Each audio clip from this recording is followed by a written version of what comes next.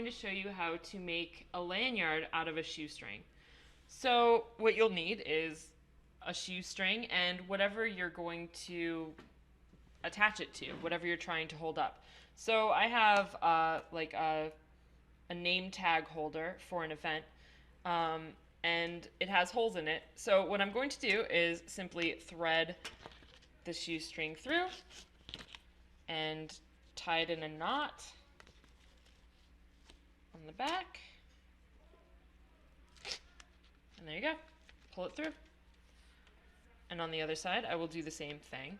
If you need it to be shorter or longer, you can adjust by where you put the knot, and then chop off the end of the string after the knot, and go from there. And also, it's easy to take out because it's single knotted. If you want something a little bit more secure, you can double knot it.